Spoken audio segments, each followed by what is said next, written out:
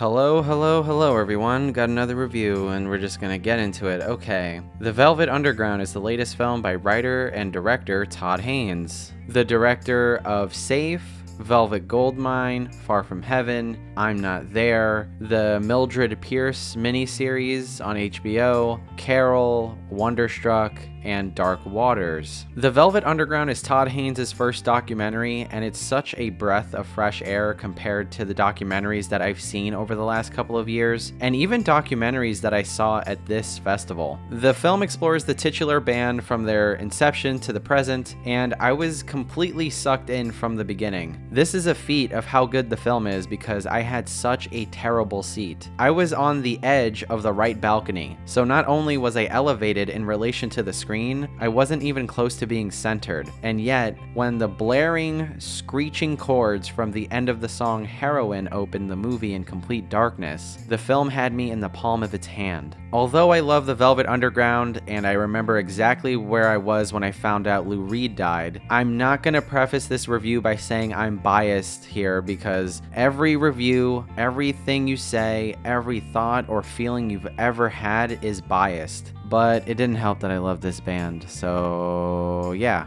Thanks to the contributions by the remaining living members of the group, we're inundated with so many of their songs. Whenever Heroin, Sunday Morning, or Pale Blue Eyes would play, I thought to myself, is this what it's like to be a fan of Star Wars? I constantly thought to myself, it's that song from that album. We get so many interesting sound bites from every member of the group, and even the ones who aren't alive anymore. The only blind spot I would say of what we got here is that even though there are a lot of unearthed recordings of Lou Reed speaking, if he was still alive, I feel like the moments in this film that hit hard would have hit even harder because we would have gotten his perspective on what happened. Not just explaining what he was going through or thinking at the time, but how he's reflected on those things that happened 50 years ago. 50 years is a long time to think. And that's the most interesting part of the film, getting to know these people and them reflecting on their own lives. There aren't any interviews with critics or music historians explaining how good they were or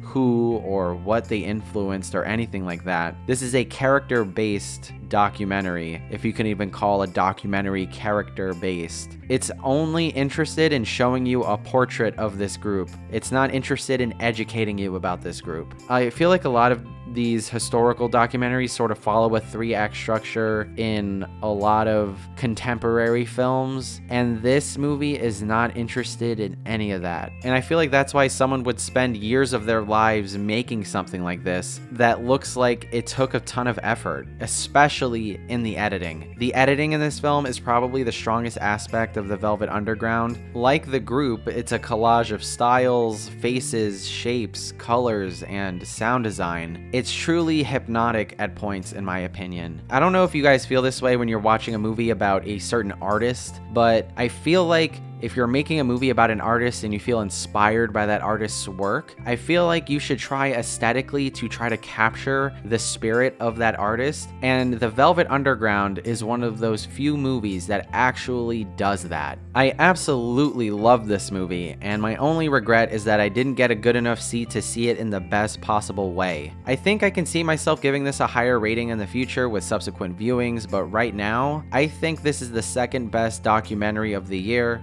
and simply one of the very best movies of the year. And I'm giving The Velvet Underground an 8 out of 10. If you enjoyed this video, hit the like button. If you agree or disagree, tell us in the comments. Subscribe if you haven't already. Share with your friends. Do all the things. The Halloween special is coming soon. We just finished recording Freddy vs. Jason like 20 minutes ago. And yeah, that movie's interesting. Or is it? Find out soon.